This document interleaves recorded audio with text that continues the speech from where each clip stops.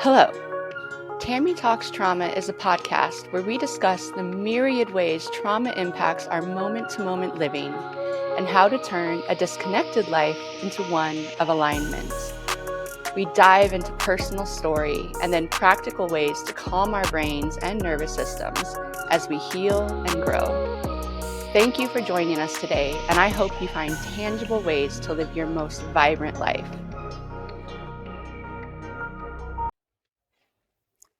When applicable, I like to start my episodes off reading a blog post that I shared on my website, and today I have one, so I would love to read it to you.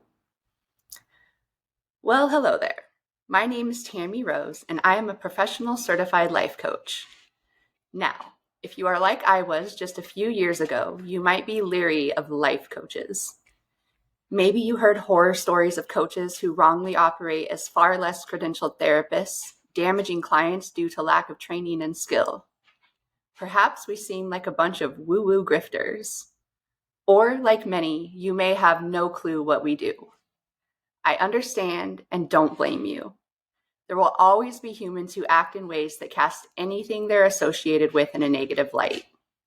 What I discovered, however, is that training to be a life coach who influences others in positive, life-giving, and life-changing ways isn't just possible, but it's the goal. People always ask me how I came into coaching, and I answer that coaching came to me. My story is one of tremendous suffering from horrific childhood abuse and soul-crushing religious trauma and poverty, so much that in 2019, my age only 37, I became severely sick. I never faced my trauma because from 16 to 34, I believed that Jesus simply took it all away. However, many people with unresolved trauma develop chronic and autoimmune illnesses later in life, and I was not an exception. Part of the reason I became so sick quite suddenly is that I had 4 children in 7 years, and the toll on my body hastened the revelation of the illnesses. I struggled with deep, debilitating depression, was unaware that I had other mental illnesses and am neurodivergent. And, to tell you my vulnerable truth, for about a year, I just checked out on life and went through the motions while my heart and mind were locked away. I resigned myself to failure and accepted that my life was taken from me when the abuse began.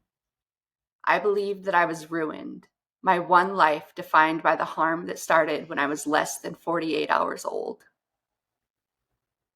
Thankfully, I remembered that I am a fighter. I don't give up, and I refuse to give in to the all-consuming kind of darkness. Nearly every professional healthcare provider has told me that I should be dead. People with stories like mine don't often get to grow up and be healthy and happy.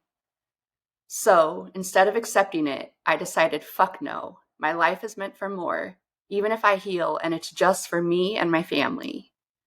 So I began the process of therapy and of incorporating into my life practices of mindfulness and other somatic methods of healing based in neuroscience and the potent impact of positive psychology. I began a lengthy certification process to be a life coach and received powerful coaching from my peers that expedited my healing while also in intensive therapy. My life is dramatically different. Healing from trauma is a lifelong process, but I'm no longer stuck. I'm happy, thriving, and radiant because I have fallen in love with myself and believe the work I do to have an authentic and vibrant life is worth it because I deserve it. I deserve freedom from cages. I deserve boundless joy. I deserve meaning and purpose. I deserve to take space when I need it and to embrace the comfort of darkness and working on myself away from the gaze of others. I call it cocooning and believe it's just as necessary as fresh air. I deserve balance and alignment, and I can tell you with a whole heart that I am living the life that I deserve. You can do the same. I can't tell you where you'll go, but I can assure you I'll help you clarify what you want for your life, and I will walk with you through every step to get there. You deserve freedom, joy, meaning, space, and alignment too, and I so look forward to helping you claim your life as your own. Today's guest is Darla Antoine. Darla is a member of the Okanagan First Nation and an anti-oppressive copywriter and editor. With a bachelor's in journalism and mass communication and a master's in intercultural communication, Darla has over 20 years of experience writing and editing for digital, print, and radio outlets. She is also a spiritual worker and lives in Costa Rica with her partner and their 2 children. Learn more at heydarla.com or serendipitydaily.com. Also, Darla happens to be my very best friend of over 25 years, and I'm so excited for you to meet her today. All right. Hello, Darla. Hi, Tami. I'm so glad to have you here today. I feel Thanks. kind of spoiled because my best friend is also a badass. So Thank you. I love that. Okay. I'm really excited to be here. Yeah, me too. It's always nice. If you missed the intro, Darla's in Costa Rica, so we do not get to see one another very often. So even this was a nice excuse to see each other's faces. Mm-hmm. Those little ones keep us busy. But okay, I want to dive into what you do because I want to start out talking about you. So first of all, you do anti-oppressive copywriting and editing, and you do spiritual work. Yes. So how do you bridge those two? Well, let's see. I think they're related. For me, especially as someone who my matrilineal lineage is indigenous, and so I think one of the things that you and I also have in common, though it's the experience has been different and it's manifested differently, is religious trauma. First of all, second of all, just the oppression and squashing of my indigenous lineage. My grandmother was sent to an indigenous boarding school almost 100 years ago to squash out the indigenous language and culture and all of that stuff. And it worked. So for me, I'm coming about this in a long-winded way, but with that context, for me, the way I write and the way I edit is I look for the little triggers in everyday English language that are actually exclusionary, microaggressive, oppressive, etc. Because the language has been designed to uphold the system that oppresses others so that the few may rise to the top and have all of the power, right? Yeah. So through the indigenous lens and the experience of my ancestors and my family, plus my formal education, I look for those words, those triggers, those microaggressions, no matter how normalized they may be in our everyday language. But I pull them out of whatever you're writing, usually it's website content. So I pull them out of the content and replace them with something else that's more inclusive, more healing, or just even more accurate. I like that. But it goes in hand with, on the other hand, so in that sense, I think my writing is like a spiritual practice and a spiritual work because it's healing for me, and I hope for people who read it. But then also with the spiritual trauma, with the spiritual trauma of not being able, of my recent ancestors not being able to practice their indigenous spirituality, with that indigenous spirituality being completely foreign to me and unavailable to me at this point in time, I've had to go out and seek and learn a lot of different types of spiritual work and spiritual healing and spiritual techniques. And that is also an act of healing and an act of reclamation. And so, yeah, they're just two different sides of who I am, but I do think that they're connected in the sense that they're both trying to undo the oppression and reclaim something that that is still there, like a little seed of something that's still there and needs to, like, you need to clear away all the Mhm. dirt and all the muck and all the ugliness, so that it can bloom and so that it can grow.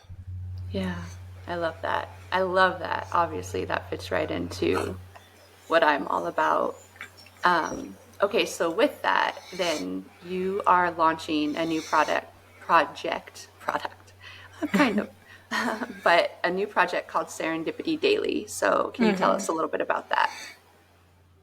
Yeah, so a couple of years ago, well, a couple of years before the pandemic, Mhm. 2015 to 2019, I was largely doing, I had an online business, and it had less to do about writing and editing and more about spiritual work and helping people connect with their spirituality through dreams and divination, but also through ancestral healing and ancestral reverence. The ancestor part was a really big deal to me. And then the pandemic happened, and I needed to get more practical with my work. And so that's when I returned to my formal education and formal career as a journalist, and I started doing the copywriting and the copy editing with through an anti-oppressive lens. And I'm glad I did that. But and I'm still doing that work today, but now I'm missing that spiritual work, and Mm. I have all of this fantastic content, all of this fantastic information that's just sitting on my hard drive, not of any use Mhm. to anyone. So I am putting it all together in a new offering that I'm excited about called Serendipity Daily. And basically, what it is, it's going to be a free newsletter where you sign up. All you have to do is enter your email address, and every day you're going to get an email with inspiration and how to's, like spiritual development, intuitive development. There'll be different tasks and challenges that you can choose to participate in or not in order to help you um, elevate your intuition, trust your intuition more, experience more serendipity, experience more dream messages, experience more signs and synchronicities, which can be really helpful when you feel lost or alone and that you're looking for guidance on where to go next. It can be really helpful for those reasons. But also, I just think it's a lot of fun. I think it's a lot of fun to live in a way where you're noticing synchronicities and signs, and you're noticing what's popping up in your dreams, and Mm. interpreting that and applying that to your daily life. It's fun, it's enriching, and I'm excited to sort of guide other people through the process of Mm. how I do that for myself, in hopes that they will also find joy and guidance and great information from themselves. They're not looking to an outside authority. You're not putting your trust in me in the terms of, you're not looking to me as the person with all the answers. But I do have some tools, and I'm going to share those Mhm. tools with you so that you can find your answers and you can be your own authority and trust your own guidance for your life. I love that. I love that because it's honestly so similar to coaching in that Mm, coaching is bringing out what's inside of someone. A lot of coaching, which we'll get to in the next episode, we'll talk more about specifically what coaching is. But coaching is really giving someone the space to express themselves and just reflect back to them what they're saying. Um, and it's so powerful because you see people look at themselves and what they're saying about themselves, and then they hear what they've said and they go, oh my gosh, like this whole time this mm-hmm, was right in front of my face and I just didn't see it because you didn't have the tools to see it. It's like, mm-hmm. being, oh god, I always mix them up. It's farsighted where you can't see up close, and nearsighted is where you can't see far. I think so. Whichever one I it think is. I think so. it's nearsighted. But one of my kids recently got glasses and they were like, "Oh, I can see." Oh, um And I think it's like that. It's putting glasses on and suddenly things that you Yeah. thought you knew what trees look like, right? But then you put glasses on and you're like, oh, like I can see the definition of all those different leaves. But it was always Mm-hmm. there. The tree was always there, and you were always looking at the tree. You just didn't have the lenses to see more clearly. And I think that that's true with your spiritual work, and it's true with the coaching work that I do. And speaking of synchronicity, I love the synchronicity of those two things. I Um, do too. Yeah, so it's just so much more powerful when it comes from you, the person, or the client, whether it's your client or a spiritual client of mine. Like the realization, the whatever it is, the inspiration, it's going to go so much further and mean so much more when it's sourced from within themselves and mhm. not them handing over their power to us in order that we can fix their lives for them. Because Yeah. that model definitely exists Mhm. in the helper healer world, but that's short lived and it's just Yeah, not going to go as deep or as far for anyone. I completely agree. Well, I think talking about spiritual work, I think an important dynamic of our relationship that I am comfortable sharing with people is that I get skittish about spiritual work. It's not that I don't respect it, and it's not that I think it's wrong. I'm just put myself out there in my first episode, but I'm agnostic. I feel like I cannot Mm-hmm. prove that something is or isn't real. So I can't say to someone, someone like I think things like astrology are fun to dabble in, but I know for some people it's like a really big part of their spirituality and their journey. And Yeah. who am I to say it's not? Like how could I ever know if the alignment of the stars has power over a person's life? And you and I have spoken Mm-hmm. about that a lot. And um, even looked at doing a little ancestral work with me, and I just wasn't ready.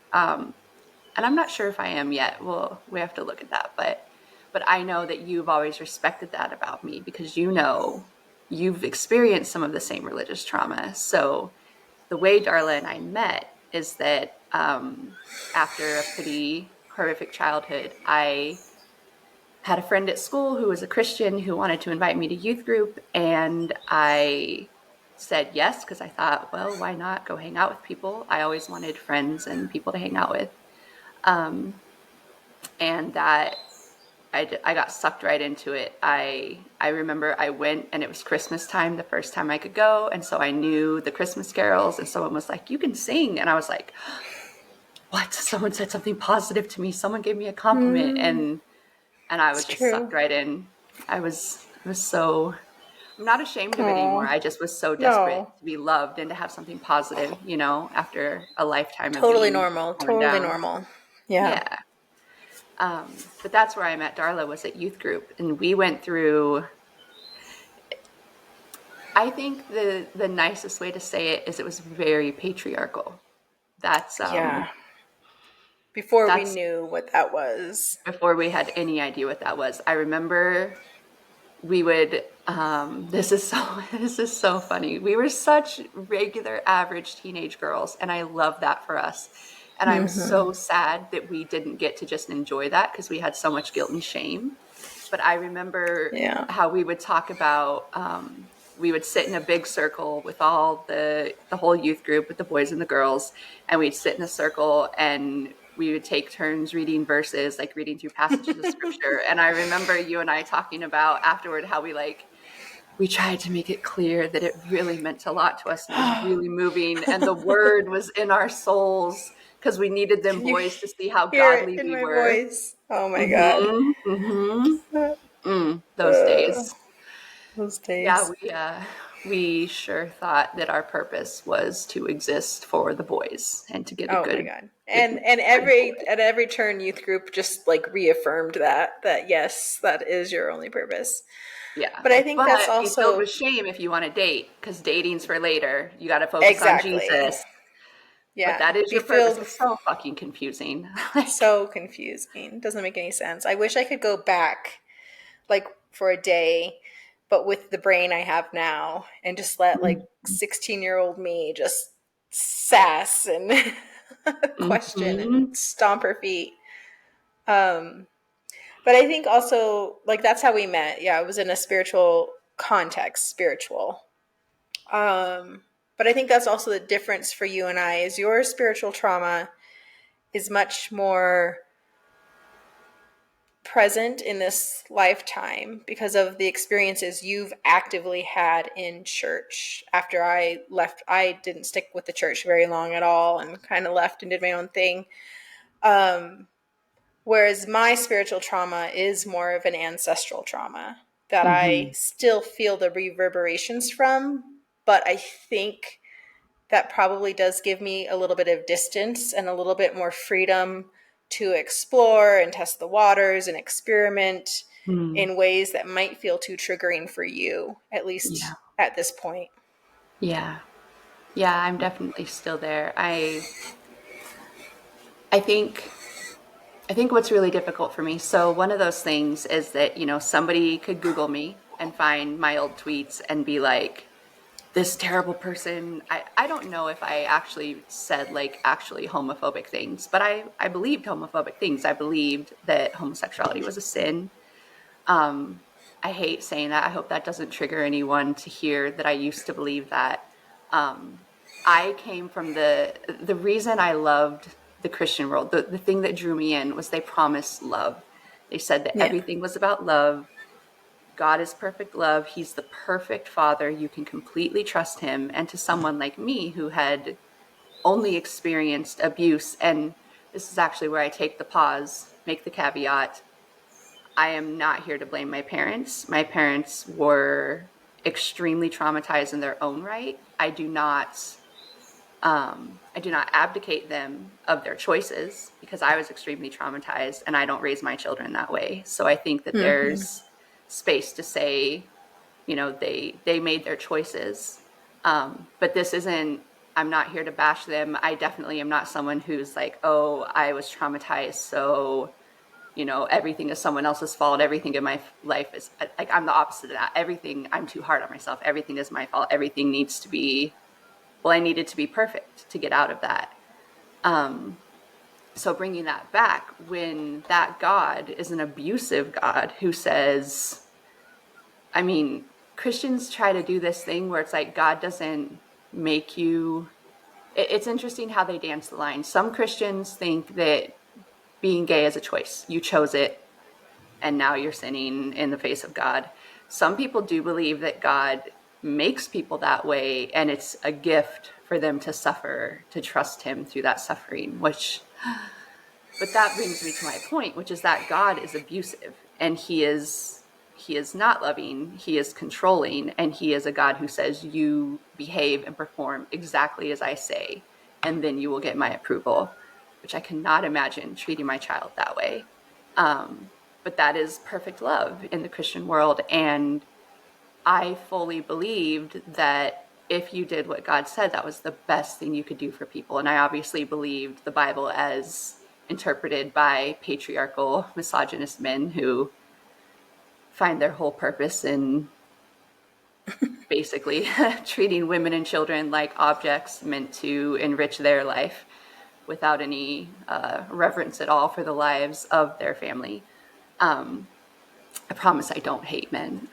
Unfortunately, I love them, which is, that's how I know sexuality is not a choice, because if Yeah, I had a exactly. choice, it Amen to wouldn't be that. the straight man for Exactly. me. It would not be the straight man for me if it was a choice. So, Oh.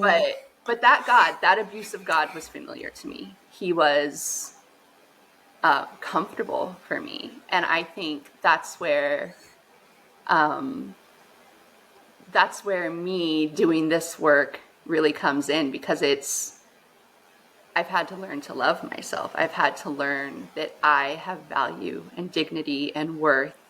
And it's not because of who, quote unquote, created me.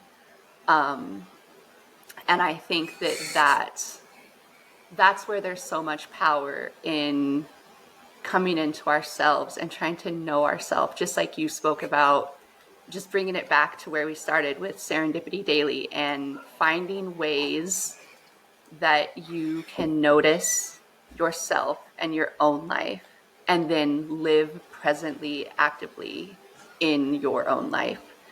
I think a lot of us have that taken from us.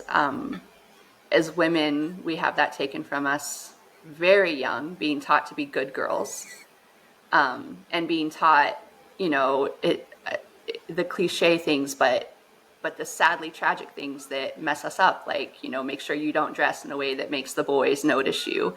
We start being told that in elementary school. And I don't mean like 10 years old elementary school. I mean like 7 or 8 years old.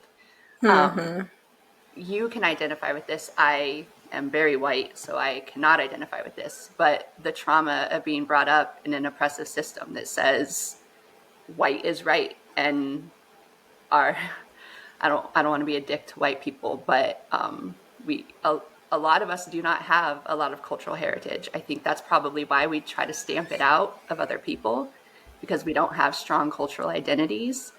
But that is traumatic. I don't think Definitely. there was someone recently that I won't name them because I don't need to name them, but there was someone recently who tried to reduce all racial trauma to just, oh, it's trauma, it's traumatic. So like putting the impetus on the traumatized person of color to say it's your job to heal from your trauma, instead of looking at the system that is continually traumatizing them and saying you don't matter, you don't have worth, Right. you need to assimilate and act like a white person. And then even when you do, we're not going to treat you fairly because you're still other. So I just want to be clear that in oppressive systems, I don't think that we can just take deep breaths. Or I love what you're going to share. I'm going to ask you here in just a moment what your one thing for people that you love to recommend to help people come into our bodies and come into ourselves. But I just think it's really important to differentiate between, like, which you are doing. Like, there's a difference between the trauma of my choices, and I'm not saying that I deserved it, because I didn't, but my choices to be in the oppressive church, to be in a system that continually stripped me of my identity and worth, versus your spiritual trauma, which was less you having the personal teardown, but more the teardown of your entire cultural lineage. And I remember your grandma. I remember visiting, us taking trips to Spokane and visiting your grandma. And when you told me that she went to one of those schools, that was, I don't want to get too emotional, but I just remember thinking, so many kids died. So many kids that were sent to those schools died. And I tried to imagine if your grandma had been one of them, and then just you and your mom and your sisters not existing. That is fucking traumatic, to know that it's essentially luck. Maybe it's someone that chose. For me, I look at it more as luck. I think on your end, you might look at it more as, it being chosen for your family to survive. But I want to make sure that as we're talking about trauma right from the very start, I'm so aware of toxic positivity, and I'm so aware that yes, our brains have neural pathways. Yes, our nervous systems respond to trauma. But I don't want to make it seem like that's something where you can just breathe it away. Like, I can't breathe away being harmed and assaulted for decades. And you can't breathe away the stripping and squashing, as you put it. I really like that, because it was squashing it. And in a horrible way, it was treating those children like bugs to be squashed away, Yeah. which is infuriating and devastating and everything all at once. But that actually reminds me of something I want to finish the thought of, which is that I don't erase my past. I know I could try to go back and delete my tweets, and or be afraid that people are going to find them and say like, oh, this terrible person. But I actually intentionally haven't, because I'm evidence that people can change. I'm evidence that these this conservative, white supremacist, patriarchal, misogynist, extremely racist. I know that's involved in white supremacy, but just this block of people who have control right now and are pushing their agenda. I used to be one of them. I don't know that I would like to think that had I not already left the church, I would have when they embraced Donald Trump. But I just, I can't erase my past because I need people to know that people in that system can change. And that's something you and I have talked about. I spent so many years after you left the church trying to get you saved. I was so afraid that you were going to burn in hell for eternity, and I couldn't handle that. I couldn't handle the thought of you, this incredible person with a heart that loves people with kindness and generosity and everything about you.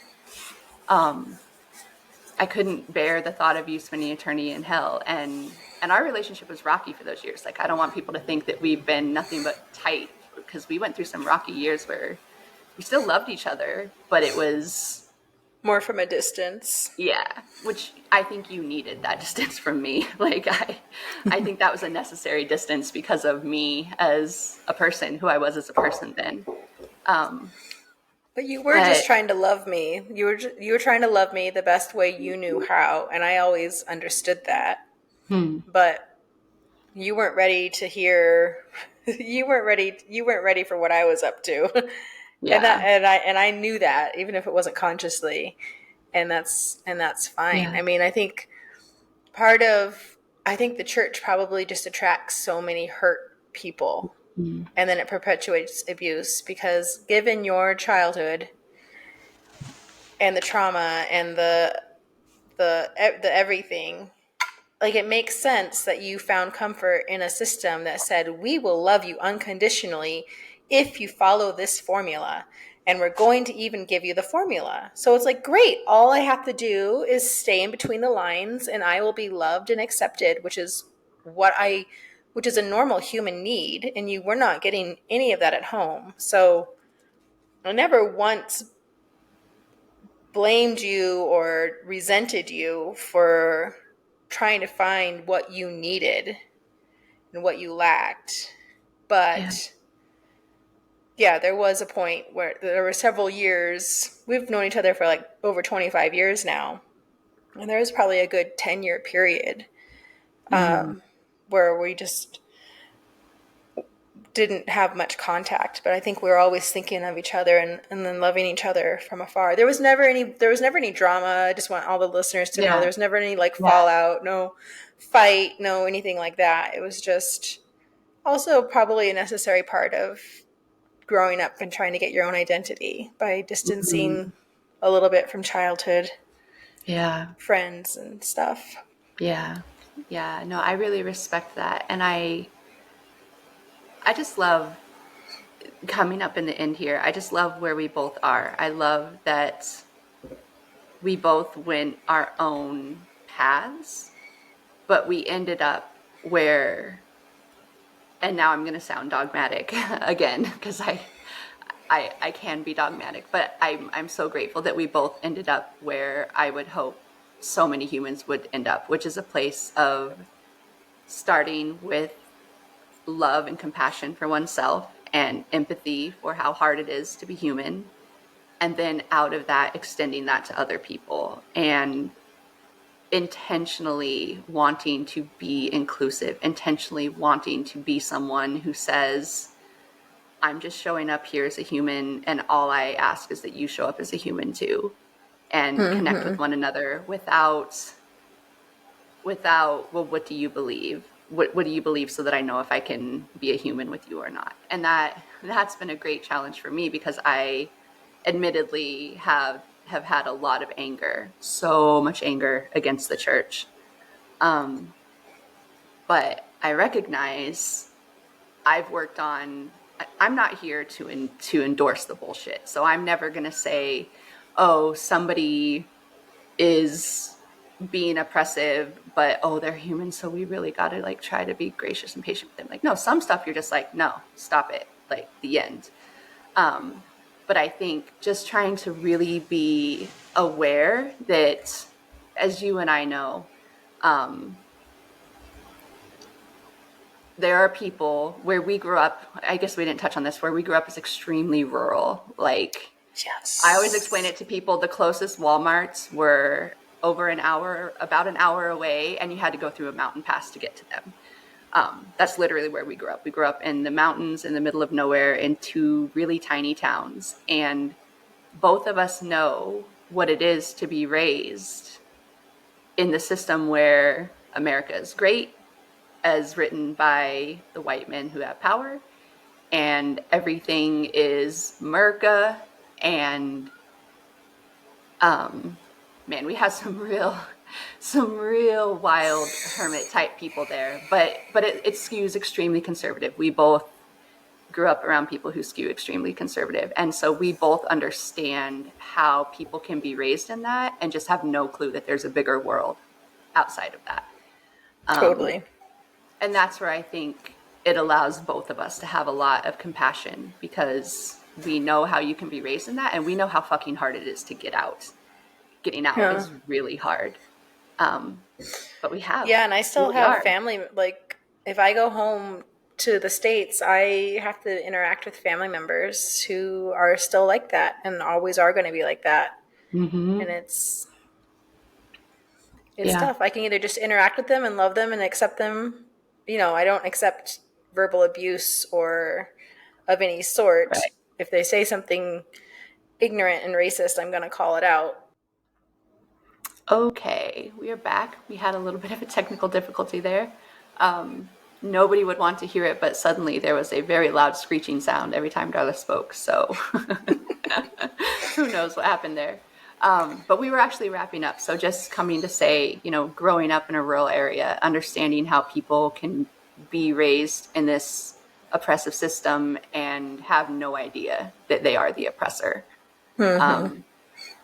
I think that is, we've grown up with that. We've seen that. I experienced that. I lived that. And again, that's why I'm not deleting my past, because now I recognize, like, I was pulled into the system just like they wanted.